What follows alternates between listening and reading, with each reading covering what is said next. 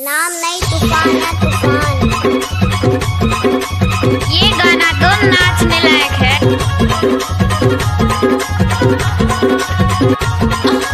Remix by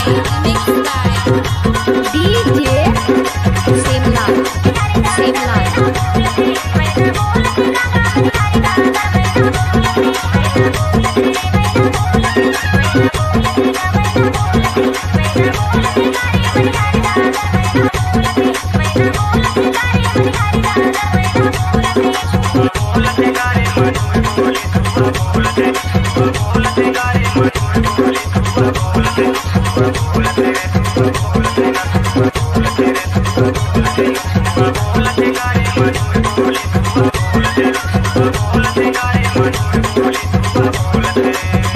DJ Semlal Behera वाले। अच्छा नाच ना वो लजाबे जानो।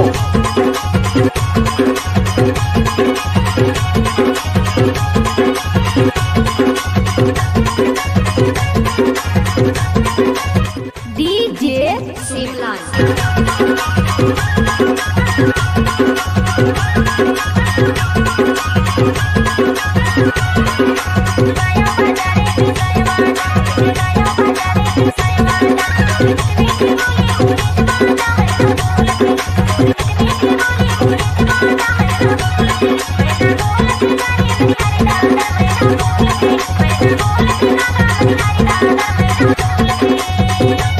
डीजे सेमलाल निकल बहेरा वाले।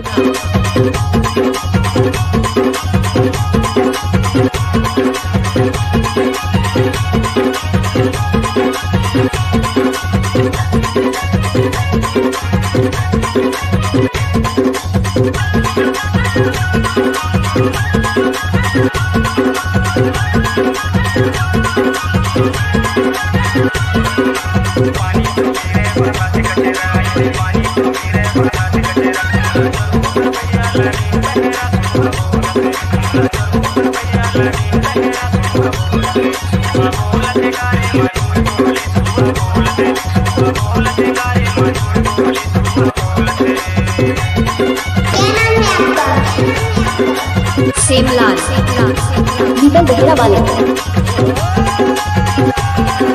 ये गाना तो नाचने लायक है।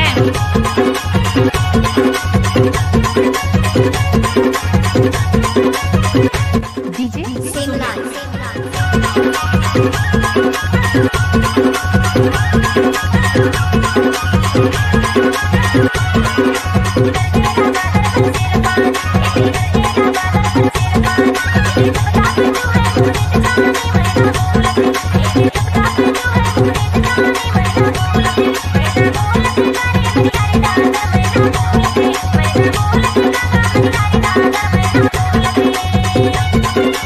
चलिए हमारे सिमलाल जी लेकर आ रहे हैं यूट्यूब पर नए 36 गीत गाना देखिए सॉन्ग।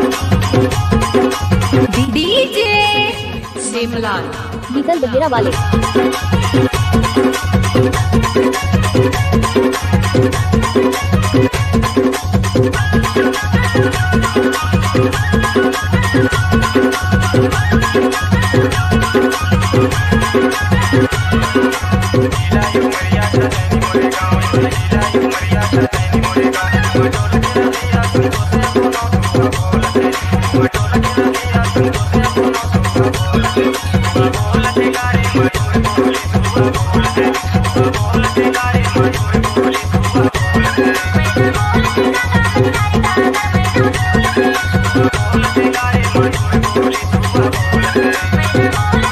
बोल